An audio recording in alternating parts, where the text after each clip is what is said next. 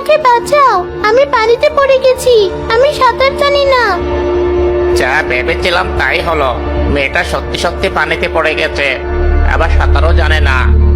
বাঁচাও, বাঁচাও। কেউ মনে হয় মেয়েটার ডাক শুনতে পাচ্ছে না। মেয়েটা আমার দিকে তাকিয়ে আছে। আমার এখন কি করা উচিত?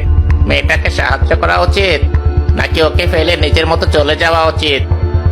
মা, বাঁচাও আমাকে। আমার মা সবসময় আমাকে বলতো কাউকে বিপদে পড়তে দেখলে তাকে সাহায্য করতে, চাই সে মানুষ হোক অথবা ব্যাঙ। কি আর করার, মার কথা মানার জন্য এখন আমার বাবার কথার অবাধ্য হতে হবে। এভাবে কে ডাকছে? ব্যাং।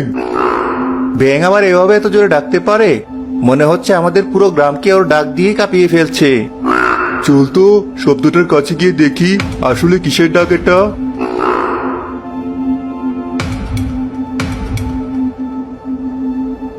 ওই দেখ, পুকুরের পানিতে কেউ মনে হয় জোরে জোরে হাত পা নাড়াচ্ছে। আরে, এ তো দেখছি ছোট একটা মেয়ে, পানিতে পড়ে গেছে মনে হয়, সাঁতরিয়ে উঠতেও পারছে না। তাড়াতাড়ি মেয়েটাকে পানি থেকে ওঠা। ফিহা না মেয়েটা? এই ফিহা, তুমি ঠিক আছো? পানিতে কিভাবে পড়লে? ওই পদ্ম ফুলগুলো তুলতে গিয়ে। এখানে যে একটা ব্যাঙ ছিল, ব্যাঙটা কোথায় গেল? ব্যাং? কিন্তু আমরা তো এখানে কোনো ব্যাং দেখিনি। তুই দেখেছিস? না তো, তবে আমরা যে এক অদ্ভুত ডাক শুনে এখানে ছুটে এলাম, ওটা কি সেই ব্যাঙেরই ডাক ছিল? হ্যাঁ, ওই ব্যাঙটা যদি ডাক না দিত, আমি আজ পানিতে ডুবেই মারা যেতাম। আমরা কোনো ব্যাং দেখিনি। চলো তোমাকে তোমার বাড়িতে রেখে আসি। ফিহার মা ফিহাকে ঘরে তুলে নিয়ে সুস্থ করে তুললো। ফিহা পুরোপুরি সুস্থ হয়ে যাওয়ার দুদিন পর আবার পুকুর পাড়ে গেল আজব সেই ব্যাঙটাকে খুঁজতে। এই মেয়েটা আবার এখানে কি করছে? সেদিন পানিতে পড়েও শিক্ষা হয়নি? ওই তো সেদিনের ওই ব্যাঙটা, আগের জায়গাতেই আছে। মেয়েটা আমাকে দেখে ফেললো, তাড়াতাড়ি পালাই এখান থেকে। কোথায় যাচ্ছ? আমাকে ভয় পেও না, আমি তোমার ক্ষতি করতে আসিনি, তোমাকে ধন্যবাদ জানাতে এসেছিলাম। জানি না তুমি আমার কথা বুঝতে পারছো কিনা, তবে সেদিন তুমি ওভাবে ডাক না দিলে আমি আজ এখানে দাঁড়িয়ে থাকতে পারতাম না। আমি মানুষের সব কথাই বুঝি এবং চাইলে মানুষের মতো কথাও বলতে পারি। তাই তো দেখছি। এক কাজ করো, তুমি আমার সাথে চলো। আমার বাসার পেছনে একটা ডোবা আছে, আজ থেকে তুমি ওখানেই থাকবে। না, আমি যাব না। চিন্তা করো না, তুমি তোমার পুরো পরিবার নিয়েই ওখানেই থাকতে পারবে, কেউ কিছু বলবে না। আমি কোনো মানুষের আশেপাশে থাকি না। আগে আমরা সবাই মিলে এক মানুষের বাড়ির পাশেই থাকতাম, কিন্তু একদিন বৃষ্টি হওয়ার আনন্দে আমরা সবাই ভুলে ডাকাডাকি করে ফেলেছিলাম। এরপর সেই বাড়ির মানুষজন আমাদের ডাক শুনে ভয়ে আমার পুরো পরিবারকে মেরে ফেলে। আমি অনেক ছোট ছিলাম বলে বেঁচে যাই। বাবা মারা যাওয়ার আগে আমাকে বলে যায় আমি যেন ভুলেও কোনোদিন আর না ডাকি। কিন্তু তুমি যদি সেদিন না ডাকতে, তাহলে আমাকে কেউ বাঁচাতে আসতো না। তুমি যদি এভাবে ডেকে মানুষের উপকার করো, তাহলে দেখবে মানুষ একদিন নিজের ভুল বুঝতে পেরে তোমাকে আপন করে নেবে, তোমার ডাককে ভয় পাবে না। অযথা এত কথা বলে লাভ নেই, আমি তোমার সাথে যাব না। আচ্ছা, না গেলে তবে তোমার কোনোদিন সাহায্যের দরকার হলে আমাকে ডেকো। তুমি যেমন আমাকে আমার বিপদে সাহায্য করেছিলে, আমিও তেমন তোমাকে সাহায্য করতে চাই। ঠিক আছে। ব্যাঙ ফিহার সাথে কথা বলার 2 দিন পর টের পেল গ্রামে খুব শীঘ্রই একটা বড় ধরনের ঝড় হতে চলেছে। অন্য ব্যাংকগুলো মনে হয় সব পালিয়েছে। আমি কি ডাক দিয়ে গ্রামের মানুষকে সতর্ক করে দেব ঝড়ের ব্যাপারে? কিন্তু ওরা কি করে বুঝবে? থাক, ওরা বুঝুক আর না বুঝুক, মা আর মেয়েটা বলেছে সবাইকে সাহায্য করতে, তাই আমি এক ডাক দিয়ে এখান থেকে চলে যাব।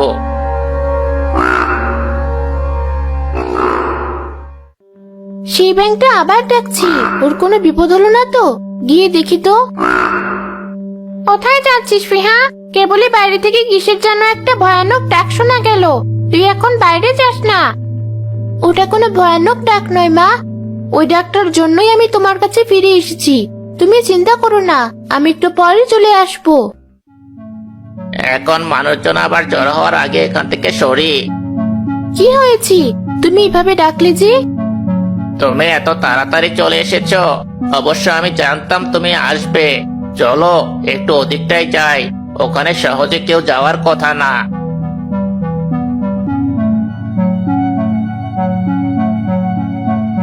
আসলাম, এবার বলো কি হয়েছে? কাল এই গ্রামে অনেক ঝড় বৃষ্টি হবে, নদীও ভাঙতে পারে। তুমি সবাইকে সতর্ক করে দিও, তারা যেন তাদের গবাদি পশু আর ফসলগুলো উঁচু জায়গায় রাখে। ঠিক আছে, কিন্তু তুমি কোথায় আশ্রয় নিবে?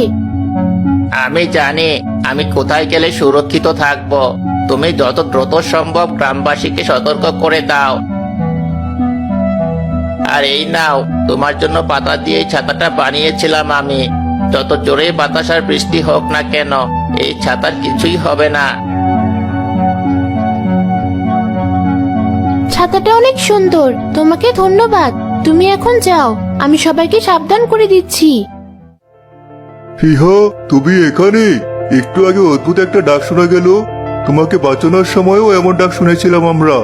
তখন তুমি একটা ব্যাঙ নাকি কিসের কথা যেন বলেছিলে। এখন বলতে পারবে ডাকটা কোথা থেকে আসলো? আমি তো এমনি তখন ভুলভাল বলেছিলাম, তবে ডাক শুনে আমার মনে হলো কাল পরশু গ্রামে ভয়ানক ঝড় বৃষ্টি হবে। হা হা হা হা, কি যে বলো না, ডাক শুনে বুঝে ফেললে ঝড় বৃষ্টি হবে? এমন সুন্দর আবহাওয়া এটা কখনোই সম্ভব না। ও নিজেই হয়তো কোনো বাঁশি টাশি বাজিয়ে এভাবে ডেকেছে। চলো সবাই, খামোকা নিজেদের সময় নষ্ট করলাম। তার পরের দিনই গ্রামে এক বিশাল ঝড় হলো। ফিহারা বাদে প্রায় বাকি সবার গবাদি পশু আর ঘরে রাখা ফসল পানিতে ডুবে গেল।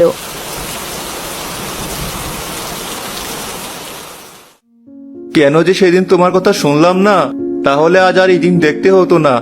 এরপর আবার যদি আমরা ওই ডাক শুনি, তখন তুমি আমাদেরকে যা করতে বলবে তাই করব আমরা। দেখুন সাধু বাবা, কথা নেই বার্তা নেই, হঠাৎ আচমকা এক ঝড় এসে সব শেষ করে দিল। আপনি বেশি করে এই গ্রামের উপর আপনার শুভ দৃষ্টি ফেলে যান। ওই তো সেই ডাক, তার মানে ব্যাঙ আবার ফিরে এসেছি। দাঁড়াও, আমরাও যাচ্ছি তোমার সাথে। না, আপনাদের কোথাও যেতে হবে না। আমি ওই ডাকটা কাছ থেকে শুনে এসে আপনাদের বলবো এই ডাকের কারণ কি। বাইরে হালকা বৃষ্টি পড়ছে এখনো, ব্যাঙের দেওয়া ছাতাটা নিয়েই বাইরে যাই। এই ব্যাঙ কোথায় ডাকছে? কত খুঁজেছি ওকে, এখানে কিভাবে আসলো? জানি না তো বাবা। এই ব্যাঙ তোদের গ্রামে এসেছে তোদের সর্বনাশ করতে। বাঁচতে চাইলে এই ব্যাঙের মুখ চিরজীবনের জন্য বন্ধ করে দে। এর আগেও কি এই ব্যাঙের ডাক শোনা গিয়েছিল এখানে? জি সাধু বাবা, এর আগে আরো 2বার শুনেছি মানুষ এই ব্যাঙের ডাক। একবার একটা মেয়ে যখন পানিতে ডুবে যেতে ধরেছিল, আর একবার ঝড়ের আগের দিন। এই ব্যাঙ ওর ডাক দিয়ে সবাইকে বিপদে ফেলেছে। যা করার তাড়াতাড়ি কর। এই চলো সবাই, সাধু বাবা আপনিও চলুন।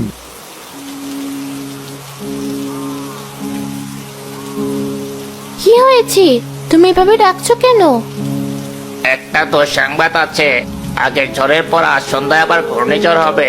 তুমি সবাইকে সতর্ক করে দাও। ঠিক আছে, এখনই যাচ্ছি।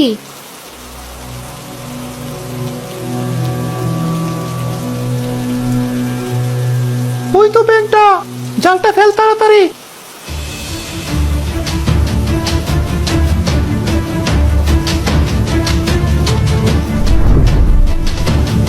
হয়েছে, এবার আটকেছে। কি করছেন আপনারা? ও কিভাবে আটকাচ্ছেন কেন? এই ব্যাঙের জন্য আমাদের গ্রামে এমনিতেই বড় এক ঝড় এসেছে। ওকে না মারলে এমন ঝড় আরো আসবে, তাই ওকে মারতে এসেছি। আপনারা ভুল করছেন, ও তো আমাদের সতর্ক করার জন্য এভাবে ডাকছিল। চাচা, আপনিও এসেছেন। আগের ঘটনার পর আপনি বলেছিলেন এই ডাক শোনার পর আমি যা বলবো তাই শুনবেন। এখন আমি বলছি, দয়া করে গ্রামের সবাইকে ঘূর্ণিঝড়ের ব্যাপারে সতর্ক করে দিয়ে আসুন। ঠিক আছে, এখনই যাচ্ছি। কি ভেবেছেন সাধু বাবা? আমি আপনাকে চিনতে পারিনি। এর আগেও আপনি আমাদের রক্ত খেয়ে নিজের ক্ষমতা বৃদ্ধি করার জন্য আমাদের পিছনে পড়েছিলেন। আজকের পর থেকে আপনি আর আমার পিছনে আর সাহস পাবেন না। কি করবি তুমি? তুমি তোমার ছাতাটা নিয়ে আমাকে জাল থেকে ছাড়িয়ে তোমার হাতে তুলে নাও। বাকি যা হওয়ার নিজেই হবে। না, ও ওই ব্যাংকে ধরবে না তুমি। কালু, ওদেরকে আটকা।